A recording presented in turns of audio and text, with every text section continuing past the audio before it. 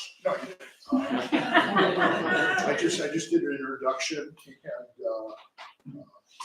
didn't really miss anything at all. So it's about me, human rights, civil rights lawyer. Penalty was my specialty, defending people against it. Then I got into the Dharma. So that's my background. I live in Solana Beach. I have sanghas and mindfulness, and I teach residential weekend retreats. I've been doing that for many years. So let's do a summary.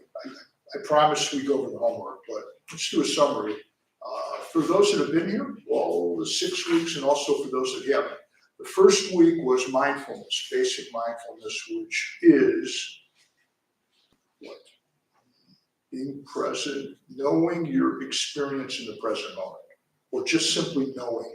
The knowing faculty, which if we're not blocking it, is always new. It's our birthright. It's knowing. It's innate to human beings. Maybe to some animals too. We really don't know for sure. Like I think dolphins times are mindful. I don't think they're thinking a lot. They're in the moment, but it's not really possible to tell.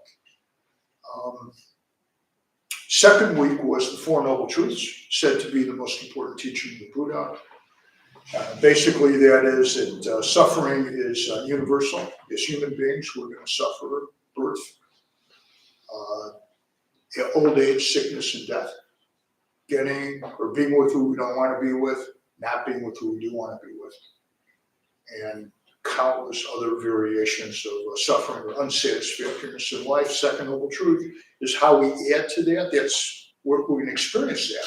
But most of our suffering is actually this extra layer of suffering, which we bring on ourselves because we don't know any better. And that is when we try to push away unpleasant experiences, called aversion, reach out for, grasp onto, hold on to pleasant experiences, and then we're not paying attention. So that's the way that we cause this extra layer of suffering, which turns out almost all of our suffering is this extra layer of suffering. It makes a bad situation 1,000 times worse. So it's doing this to unpleasant, doing this to pleasant.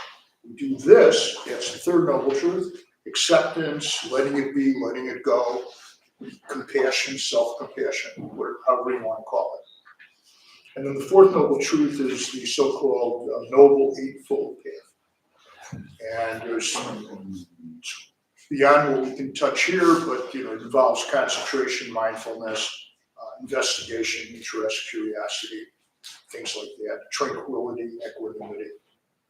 Sounds good. That's what the path is all about. The third week, we worked with and practiced with the 3 characteristics. Buddha said these are 3 characteristics that exist in every moment of existence. And it's suffering, or dukkha, impermanence, and not self. Not self is probably the most profound insight that Buddha had, that when we were looking for self, we look at the body, this is my body. We actually find that we are not our body. We are not our thoughts, we are not our emotions, but we experience things. And this is really a window to connecting with kind of the universality of human existence, It's what Thich Nhat Hanh described it as no separate self, which is, I think, a really good phrase. Impermanence is obvious. Things are changing all the time. We know that intellectually. If we walk out to Hillcrest, walk down a main street in Hillcrest, and stop the first person and ask them, is life impermanent or are things impermanent? Who's going to deny that?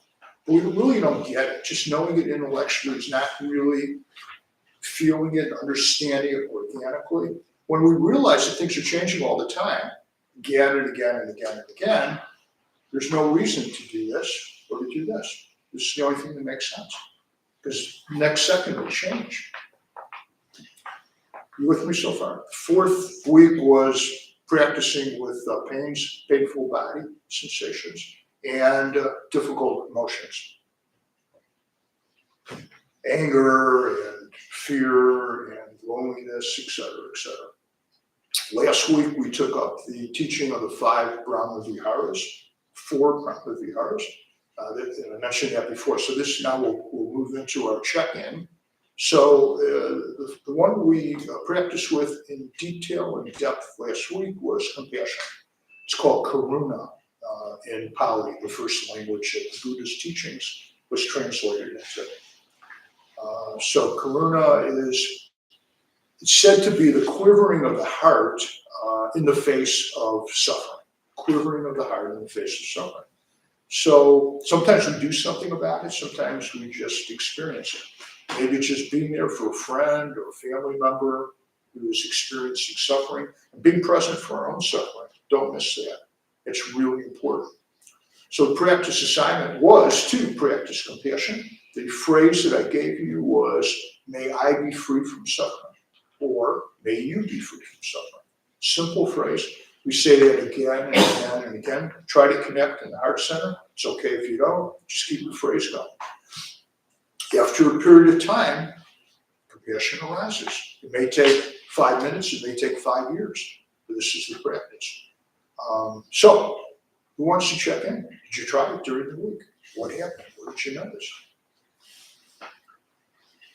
That's the second phrase you gave us about, may I hold the suffering with compassion. Yeah. With that phrase, I found it real easy to bring other people or situations or other people's difficulties. We have someone that's going through grief of a loss right now, and may I hold your grief with compassion. So I found Beautiful. Yeah. So I actually like that phrase better. So the comment was that I shared some phrases. The one I mentioned, may I be free from suffering, or may you be free from suffering. But that gentleman actually connected more with the phrase, may I hold this suffering, or may I hold your suffering with compassion. So that's actually the phrase I like best. I was doing the may I be free from suffering for many years. And then in the middle of a retreat, I was doing compassion practice for 2 weeks. That came to me. And it turns out it was actually, it's not uncommon. There are books written about it and everything. And so the key to this is to practice compassion, practice a phrase which you relate to the best. So if the phrase is, may you be free from suffering, great. If it's self-compassion, may I hold this suffering with compassion, or may I hold this grief with compassion? May I hold this loneliness with compassion? And that's the phrase you should use. And that may change over time, and it may not. So great. And what did you do you mind sharing? What did you experience when you were doing the practice? Well, at first when you shared that second instruction with us, I was afraid of the word hold, because, I wanted to let go. I wanted to be free from suffering. I wanted people or whatever to be free from suffering. But what it provided was a focus point for me to where I could be mindful in that moment and focusing on that. When my mind would get distracted and go places, it was a good focus for me to come back to using that. Because initially I was like, I want to hold on to any of this stuff. Yeah. So the comment was, may I hold this suffering with compassion? Didn't want to hold on to it. The suffering is like a hot coal. Why hold on to it? Just let it go. But then it turned into a way to focus the mind, let's say. So then this is really important. There's 3 main purposes for doing compassion practice. One is to open the heart, become compassionate. It takes a while. We all have different schedules that we're at. It's called karma, which is nothing more than causes and conditions. So some of us can connect with suffering, our own suffering of others easily. Others take a long time. It took me a while really to get into the practice. And it's an ongoing practice. I'll be doing, I'm sure, the rest of my life. And so that's one purpose. The second is, or one benefit of the practice. Another benefit is what you mentioned. It focuses the mind. It's a concentration practice. So Concentration is nothing more than continuous mindfulness when we are able, like with the breath, in breath, out breath, in breath, out breath. Maybe we're able to stay with or be present with 1 or 2 in breaths, maybe 5 or 10. And over a period of time, and again, everyone is wired differently, the mind starts settling, where it's really easy to be mindful. That's concentration. And that is a second benefit of doing the practice. When we're concentrated, good things happen: tranquility, equanimity, rapture, interest, etc. There's 7 factors of awakening. And also that's when insight occurs most readily. Insight occurs when the mind is concentrated. That's why one of the Eightfold Path, a Noble Eightfold Path, is concentration. So we work to settle the mind. Concentration means collected on an object. The object can be changing. I can be collected on sight, looking at you, I'm looking at you. It could be my breath, it could be sounds, whatever it is. But concentration is being collected on an object. When the mind is collected on an object, insight comes much more readily. And insight changes our entire life. The insight on impermanence, insight on not self, insight on suffering, karma, etc. It's good. And the third one, I'll mention it since I already mentioned the first 2, is purification. So we're doing this practice, and this is going to open the heart. And then all of a sudden, hatred comes, or anger, or rage. So the first thing we think is, why is this happening to me? I don't want this. I want to feel compassionate. Maybe we're doing self-compassion. But actually, when these other emotions and mind states come, they become purified. If we can continue to do the practice, this really works. You have to check it out yourself. So if fear comes and you're doing compassion practice, keep saying the phrase. Keep saying the phrase. And the fear becomes purified. It's not that you're never going to experience it again. It may not come up in the same form, the same force that it is coming up in the present moment. So that's it. 1 is opening the heart, 2 is concentration, which leads to insight, and 3 is purification. Good, all right. Who else tried compassion practice? What was it like? Was it hard? Did you do it? Yeah, I did. I specifically, I was overdoing it with the enemy and with the the difficult person. The difficult person, and so I switched it to the 4s and 5s, and that helped a lot. Oh, good. Okay. So a comment was, I won't be able to repeat all the comments. It's like having a simultaneous translation or interpretation. So we can't. But I do want to repeat Lean's comment, which was that she was working with. There's different categories that we do this practice of compassion with, and one of them is sometimes called enemy that you mentioned, but we call it difficult person. It could be a difficult animal too, I guess. So maybe a dog is harassing you or something. Not so likely, but possible. Yeah. So we do the practice in order to, we start with ourselves and with someone who's suffering, someone we know, love, like, and we move to neutral and then difficult.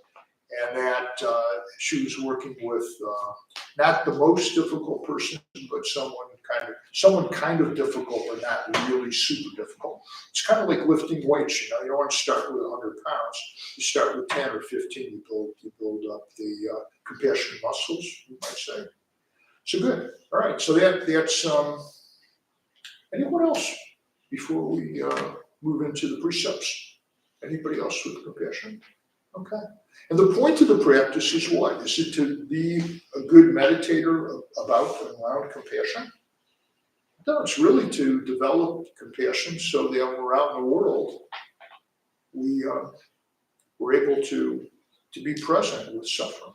There's a lot of suffering out there. Just pick up, I don't have to tell you folks, you don't know it, pick up a newspaper. So Sunday we'll get the New York Times And just one page after another, after another, after another, after another, just like suffering around the world. And so, we can't personalize all of it. We wouldn't be able to live with it. But there's so much suffering. It's so much better to be able to hold that suffering and to push it away or to become overwhelmed by it. So compassion is not being overwhelmed by the suffering. There's an equanimity component to compassion.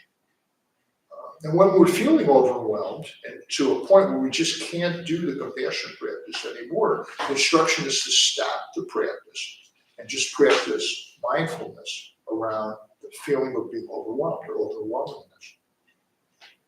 Okay, I hope that makes sense. All right, so let's talk about the precepts. So I'll tell you the 5 precepts first. So again, a couple of people walked in a minute or two late. Those of you that, of course, you didn't, I didn't turn on the Zoom until about 5 minutes late. The precept practice is, it's not like the 10 Commandments. There's 5 precepts, by the way. It's not like, terrible things happen to you if you aren't practicing, we can say right speech or wise speech. But it's that something feels off. We're being mindful of the body and the mind, and we're screaming at somebody, or we're, slapping somebody or hitting somebody, or being mean to a dog or a cat or another animal, and causing suffering. There's, we don't feel right, and you can't really go from there to doing a compassion practice. So the point of the precepts is to avoid as much as possible causing suffering to ourselves and to others. That's the basic tenet of the precepts.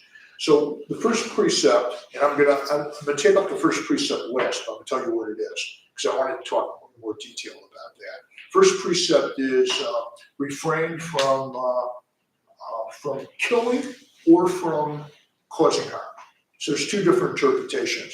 It's panatipata varamani sikapadam samadhyami. That's the Pali first language that the teachings were translated into. That's what it is. And sometimes interpreted as refrain from killing, other times interpreted as refrain from causing harm.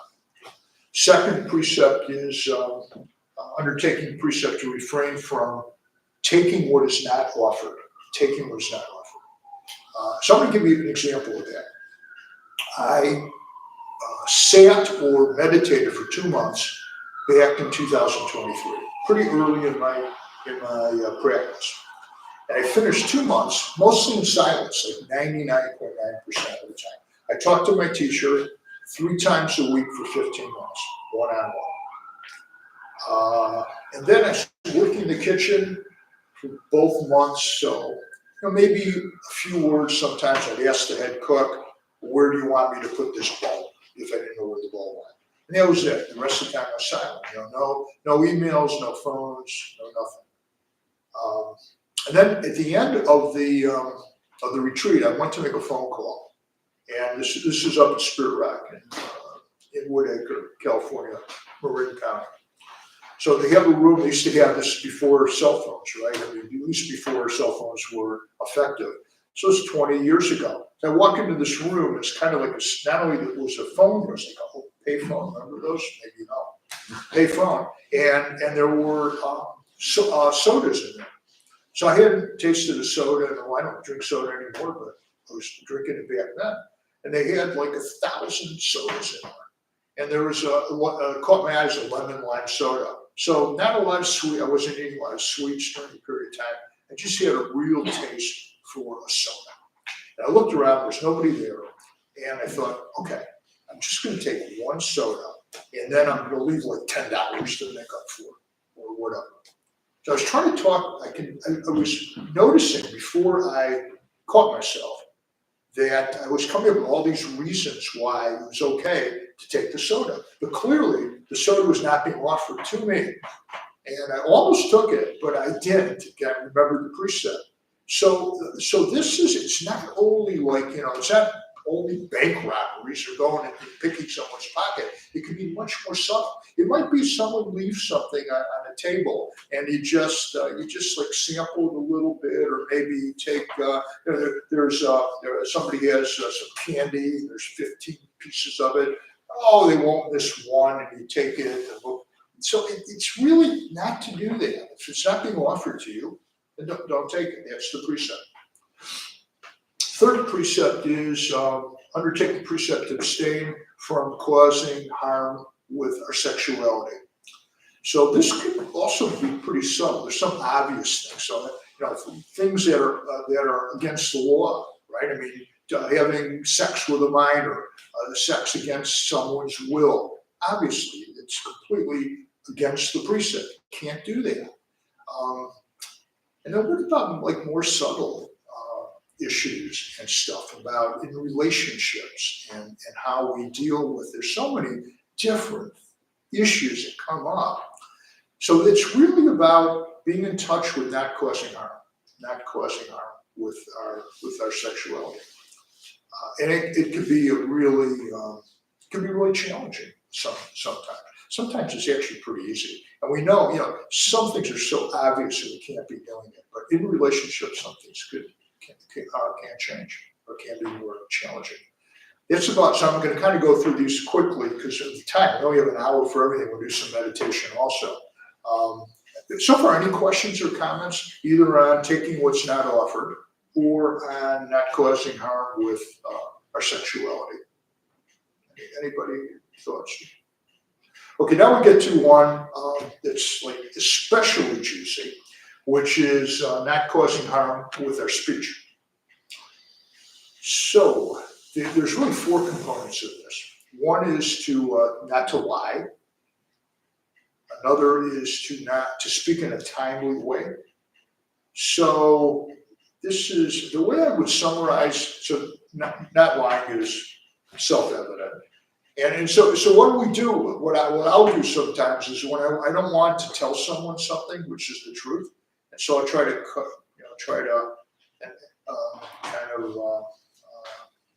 make it more acceptable. So I'll color things a little bit. I'm trying to think of an example as I go along. I have millions of examples, but I can't think of one right now. And the point is that sometimes the truth hurts. So is it if someone asks you, let's say a partner says, how do I look tonight? And you look at them and they're really not looking very good. You're not going to say to them, well, you're not really looking very good. Right? I mean, so we could say that that's not timely.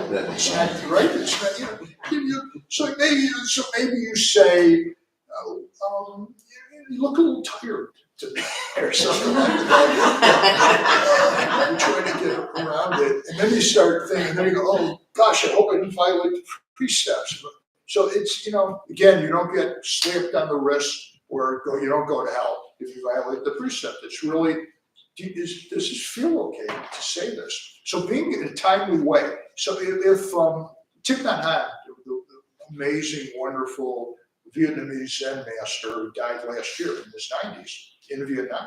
I'm going to be close to where he died when I visited Vietnam about 4 weeks from now. He said that when people are in an argument, let's say with family, friends, acquaintances, colleagues, that sometimes it's best to wait before you discuss something. Something's really powerful and really divisive. So he suggests a peace treaty. And you agree to talk, but you wait 24 hours. You let things cool down a little bit. So this is a perfect example of practicing speech in a timely way. So if you're feeling like angry and invested in something, and you're maybe with your partner, sometimes it's really good to talk about it right then. Other times, if the emotions run really high, it might be more reasonable to say, let's talk about it tomorrow morning? Can we talk about it tomorrow morning? So this is a way to look at the timeliness part of speech. So telling the truth in the moment is not always the best way to do it. It might be that you have an agreement with the person, and not to try to win an argument or something like that, but just it might be more effective to wait a little bit. So the timely. Another one is to avoid idle chatter. What is idle chatter? This is the fourth one. So we have not speak harshly. Tell the truth. Don't speak harshly. So that's pretty obvious, right? So you get call the credit card company, they overcharge for $300. Somebody gets on the phone and they say, oh, it seems to me like we charged you correctly. Oh, you did. Are you kidding me? So, experience the anger, the frustration, but, don't dump it on the person on the other end of the phone. That's not speaking harshly. Or speaking harshly would, of course, be dumping it on the person on the other end of the phone. And then timeliness, we just talked about. So what is idle chatter? Idle chatter is rumors, spreading rumors. So someone says something about someone you know. Hey, I heard they did this. Probably don't want to repeat that to others. I mean, the exceptions to that rule. Another way to look at this, and this is like monks can practice. It's a little bit hard to do this in modern society. We're out there in the world every day. Is to not talk about someone that's not in the room. So I'm not saying that's the only way to avoid idle chatter, but some people are really scrupulous about that. And so this is a way to, definitely that's a way to practice avoiding idle chatter. There are other ways to do it as well. But don't be spreading rumors, I guess is the message there. Okay, so you can see this is really challenging, as is not causing harm with our actions, which I'm going to get to in just a couple of minutes. Speech is really challenging. So I've said something like 27 retreats now, silent retreats of 1 month or longer. At the end of each of these retreats, there's an integration process. So you start talking slowly, maybe a question. You talk one-on-one, or maybe 2 or 3 people. And then you try to talk mindfully. And right after being silent for such a long time, I can feel really sensitive. And I can be hypercritical of my speech. Like everything I'm saying, I'm thinking, oh, I shouldn't have said that. So that's not the practice of one's speech. It's that this judging, this extra judging is not really part of it. We're gonna not always tell the truth. We're not always going to speak without being harsh in a timely way and avoiding idle chatter. But the point is to have the intention to practice as much of this as possible. And what's the advantage? Well, we're not causing harm to people. We're practicing wise speech. So that's really important. We're not causing harm to ourselves. We're able to meditate. We're not constantly thinking and regretting what we said and what we did. And this allows us to be in the present moment much more than if we're violating the precepts or acting and speaking in conflict with the precepts. Any questions so far? Okay, let's see how we're doing. Okay, then the fifth one is avoiding taking substances which cloud the mind. Taking substances which cloud the mind. So there are just 2 basic interpretations of this. One is, don't take alcohol, don't take drugs, just don't do it. Another is having a glass of wine at a meal. There's a lot of Western teachers do this. So I leave that up to you.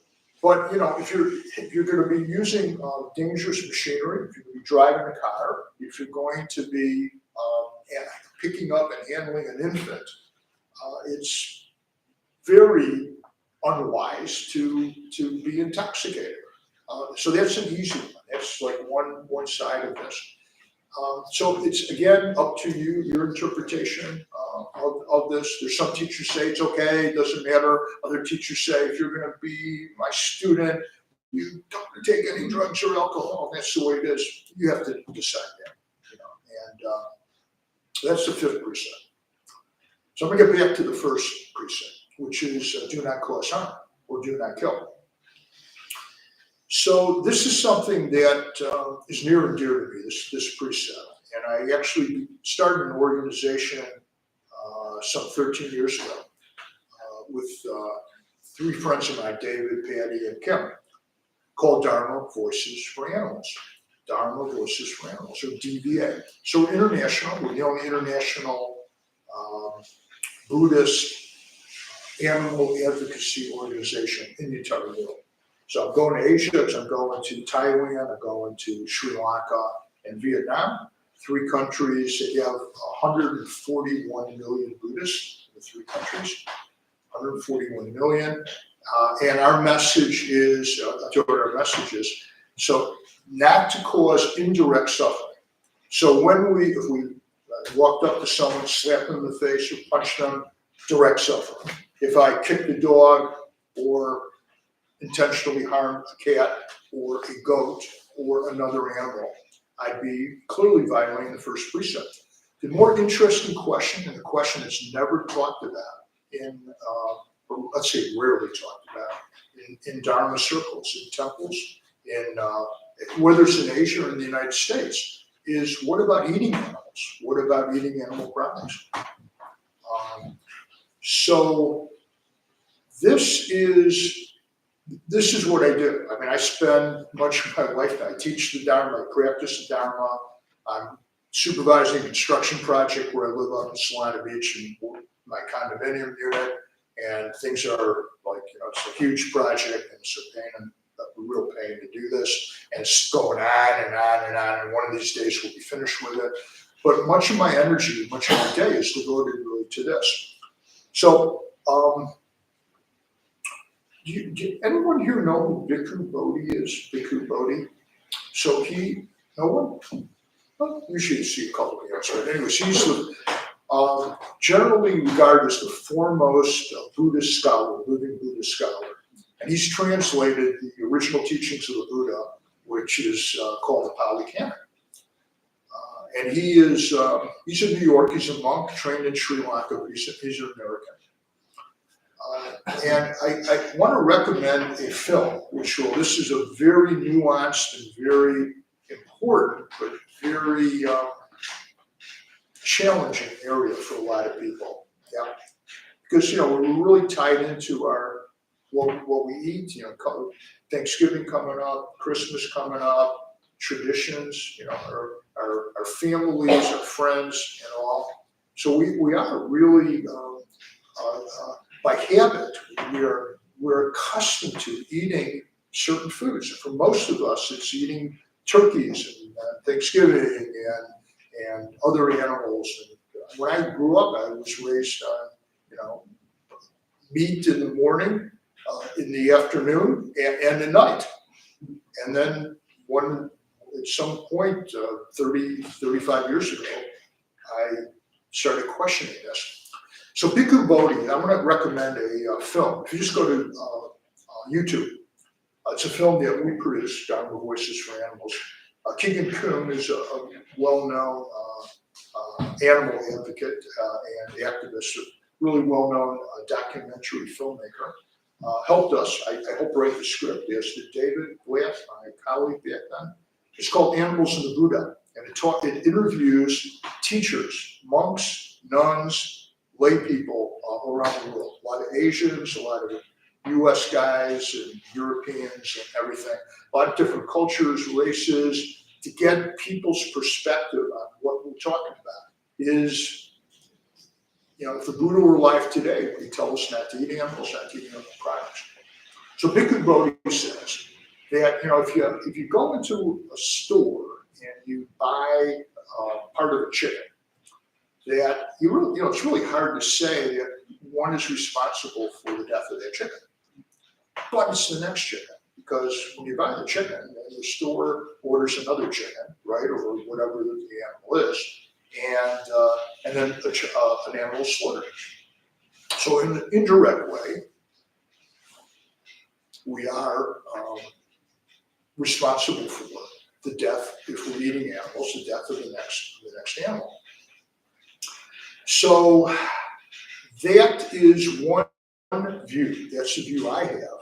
Now there are other views. If you talk to Thai monks, and I've talked to a lot of Thai monks, and when I'm in Thailand, there are some 300,000 Thai monks. There are some nuns, women, monastics, but not many in Thailand.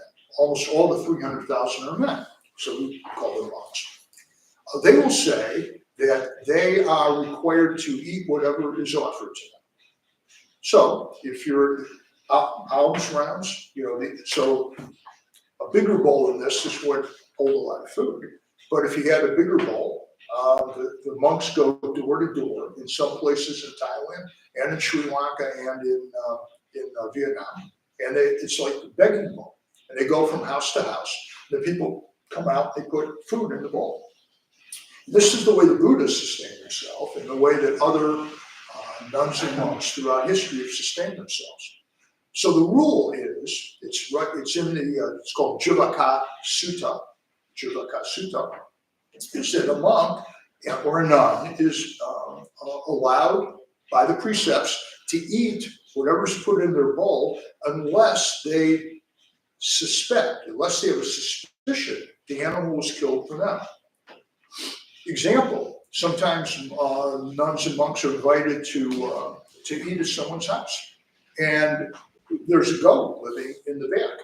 And when the nun or monk comes to dinner, maybe several people, the goat is no longer in the back. So one then would suspect that the animal was killed and you're eating goat for lunch or for dinner. So that's kind of an obvious example. We go into the food store. So this is for lay people. So we don't go door to door with begging bowls with alms rounds. Instead, we go into a store. What about that? What if we pick up breast of chicken or wing of chicken or hamburger or something like that? Is that animal killed for us? You have to answer that.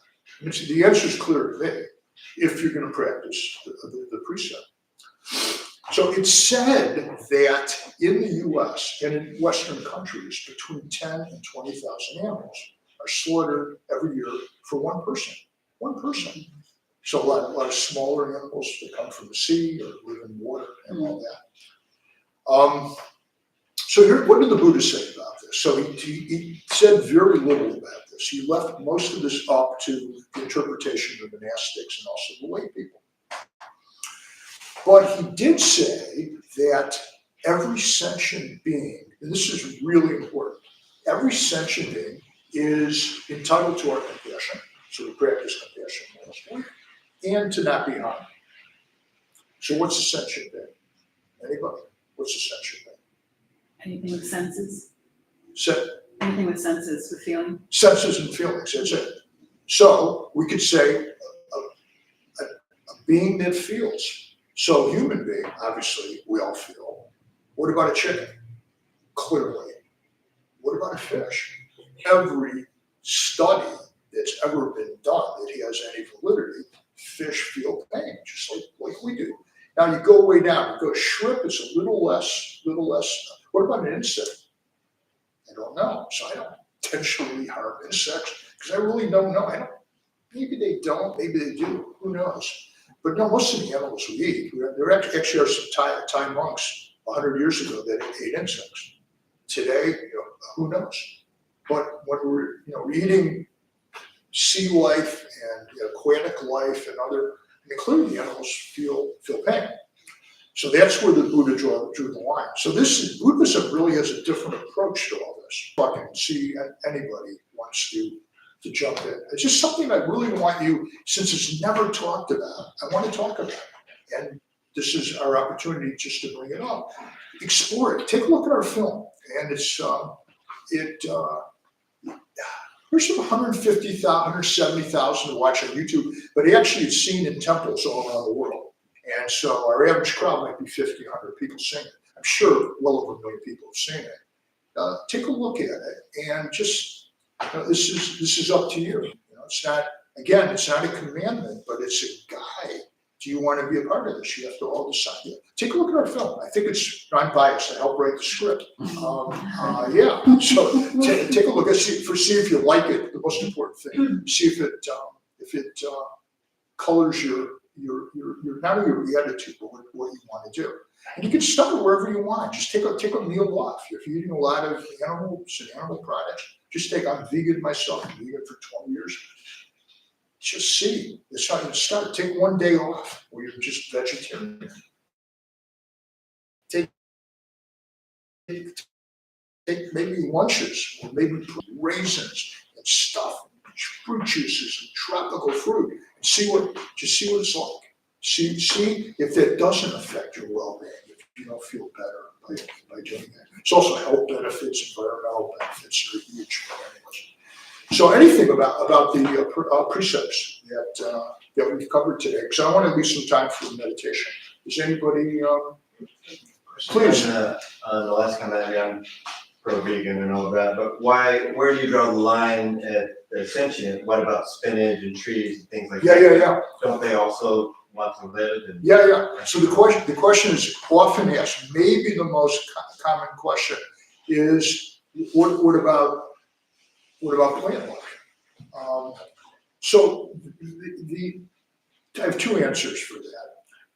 The first is, there really is not a credible study that shows the plants clearly react to light and all this other stuff, but not any credible study that I know of that actually shows that there's pain that's being felt, which is where the Buddha drew the line.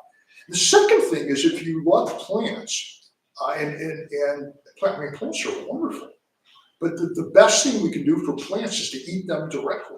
If we are eating animals, we're eating 10 times as many plants.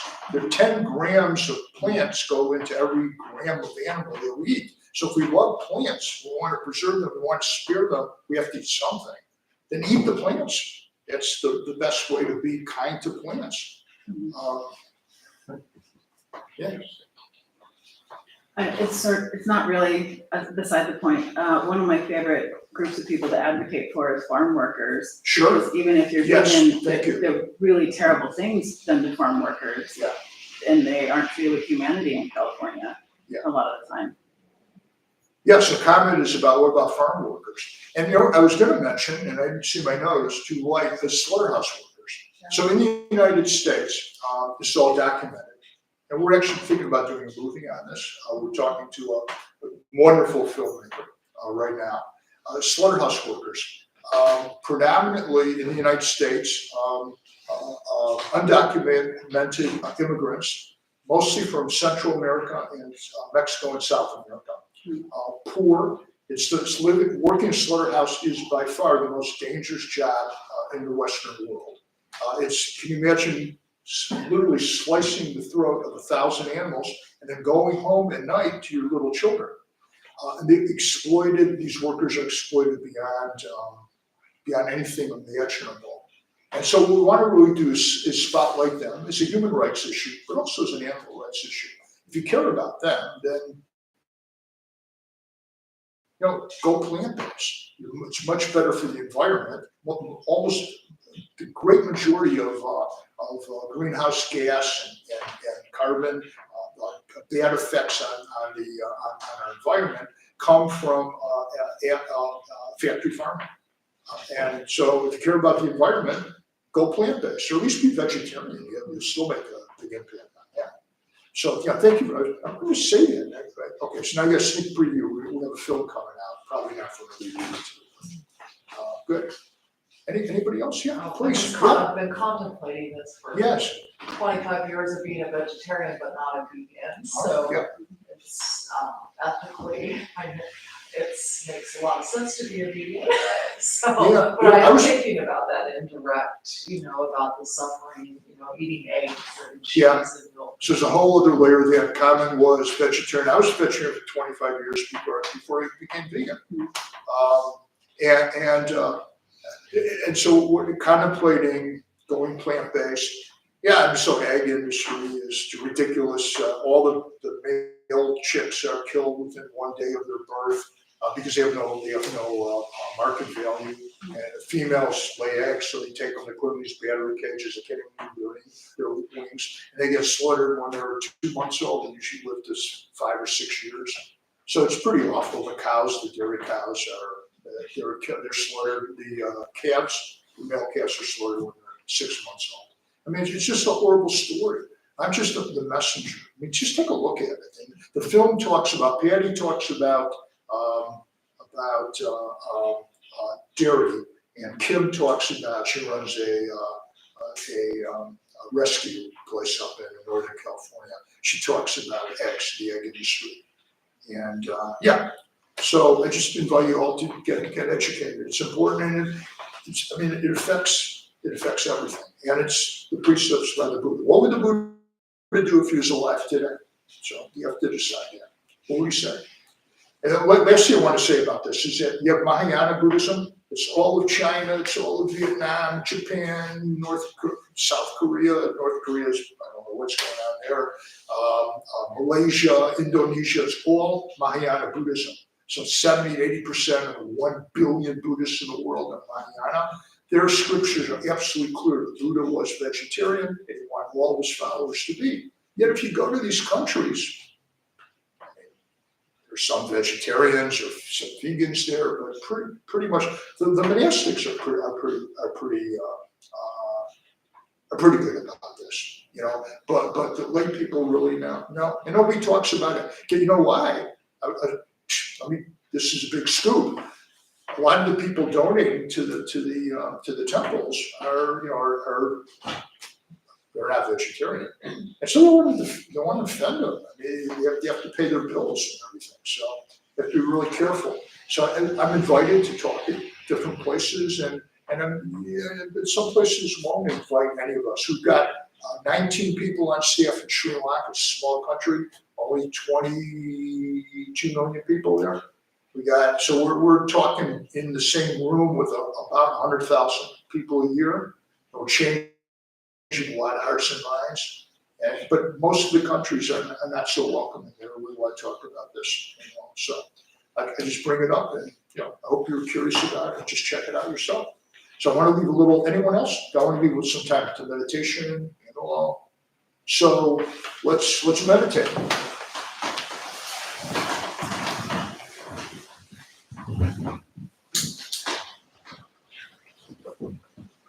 So let's take a moment to come into the present moment. So the posture is to sit straight.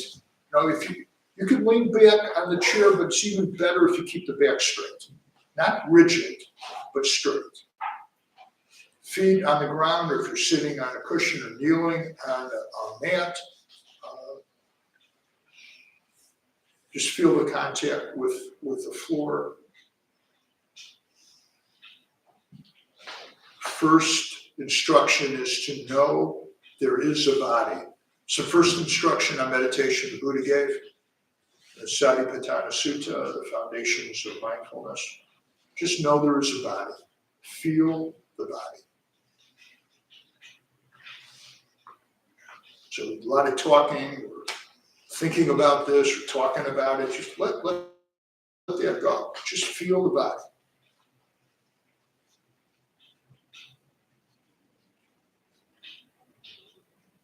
We can open to sounds.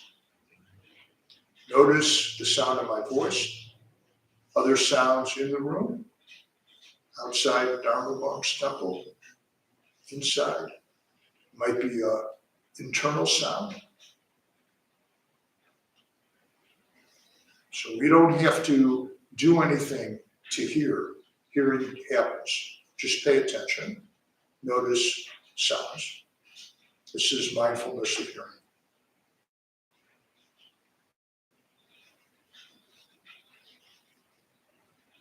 You can do an entire meditation. Just be mindful of hearing. And we can be mindful of our breath. So I invite everyone to feel your breath wherever it is easiest to feel your breath. It might be in the stomach area, chest area, nose, or somewhere in between. So wherever it's easiest for you to feel your breath, be mindful of the breath.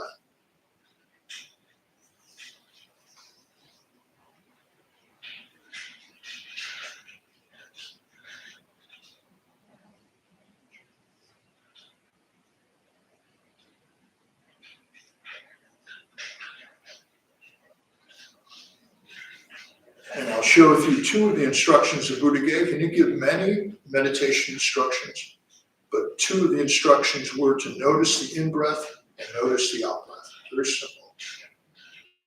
Just be mindful, feel the in-breath and feel the out-breath.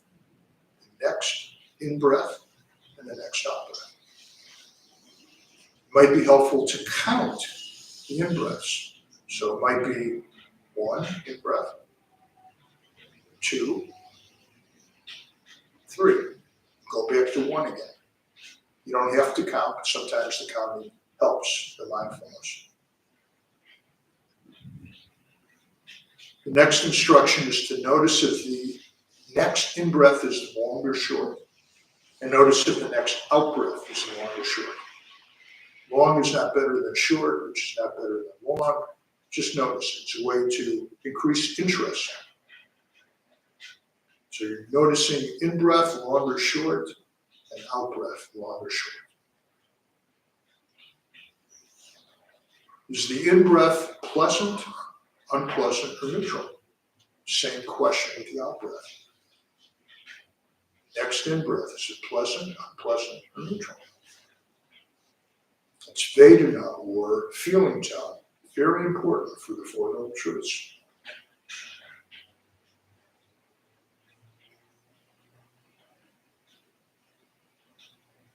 If there's a sensation in the body, maybe it's unpleasant, like a stabbing sensation in the knee, maybe tightness in the neck or shoulders. It might be pleasant, tingling, or lightness in the head or the shoulders. Just notice that. And when you're ready, return to the breath. This is the way we can use the breath as our anchor or primary focus of the meditation. At the same time, we can be mindful of other experiences.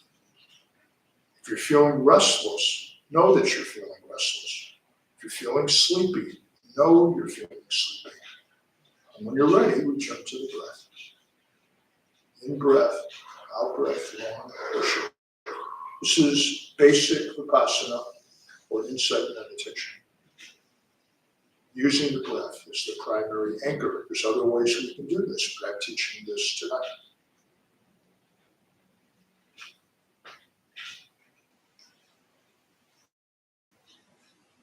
Are you in a good mood or a bad mood, or neither in a good mood or a bad mood? Are you feeling happy or sad? Is there energy in the body or low energy in the body?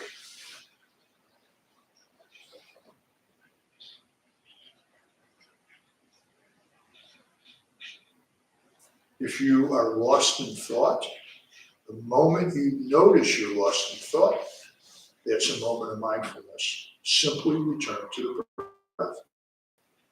Meditation is about mindfulness, getting lost in thought, mindfulness, getting lost in thought, again and again and again. You're not doing it wrong. This is what we experience. We often get lost in thought. When we're lost in thought, there is no mindfulness. Then magically the mindfulness reappears. What is your experience right now?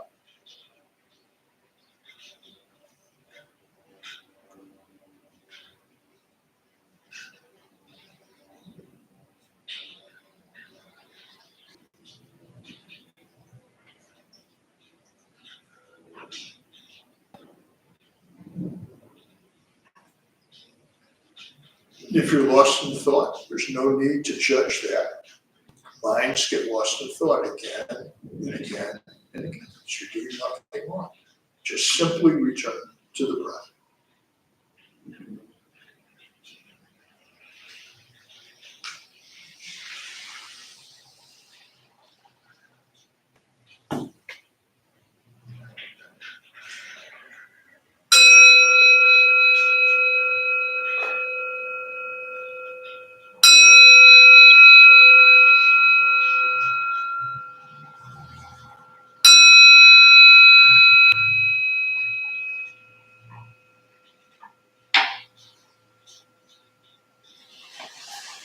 So at the end of each meditation, I say to myself, I dedicate the merits of this meditation to the benefit, happiness, and awakening of all beings.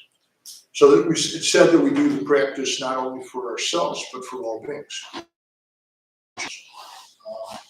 So any last class, we'll just take another minute maybe. Any questions or comments or announcements anybody wants to make? I really appreciate all of you showing up, doing the practice and sharing with us. And so I hope this was useful to you. Anybody want a last word before we start? Yeah, Jamie. I feel silly asking this question, but all the things, all the practices that you've given us each week, do you do those things every day? No. So I'm just giving you like, it's kind of like the index to a book. So there's a lot of stuff in there. No, I mean, I try to practice and lead my life consistent with the precepts, but it's a real challenge. The closer we look, the more challenging it can be. But with meditation, I meditate every day. I do that. When I'm on retreat, it might be 6, 7, 8 hours. In daily life, I just try to do an hour. Yeah. What about the compassion? Yeah. Those, not mantras, but that type of meditation. Yeah. So that's it's probably the one I do the most. I say, and when I'm on a retreat, if I go on a month retreat, I might do as much as 2 weeks of compassion practice. Or I might do sympathetic joy, just being happy when others are happy. So the mantra or the words are I'm happy or happy, with the same similar effect. Yeah. Thanks. Okay, I think we should probably close. So, David, come on. Yeah, I just wanted to quickly thank you for coming and sharing those teachings with us. Thank you. I appreciate it. Thank you. Thanks for showing up every week. Yeah. Did you also have an event coming up that you said you were gonna tell us about? Or did that already happen? Yeah, so I can, if you come up, I can tell you, I have actually a day of mindfulness on Sunday, but it's on Zoom. So if you wanna come on, I'll give you the details. So coming up, David, please. Hey everyone, my name is David. I'm your host for tonight. We opened the Dharma Bum Temple 17 years ago to introduce Buddhist practice to those who show up. Those who lead are not nuns, monks, gurus, masters, or teachers, and are not looking for students. They are simply practitioners sharing their interpretation of practice. Every night we have different classes led by different people from various Buddhist traditions. We have a recovery sangha that meets several times a week for anyone with addiction, and our food redistribution program is every Thursday at 5 p.m. We have classes and programs every day, and everything we offer is always free. The full schedule is on the website and also posted in the hallway above the shoe rack. We have a lending library. If you see a book you like, feel free to borrow it and bring it back whenever you're done. Please straighten up your chairs or cushions. Thank you for being here, and we wish you well and hope to see you all again. David, thank you. Thank you. Thank you. Thanks, everyone. And thank you, our Zoom audience. Take care, everyone.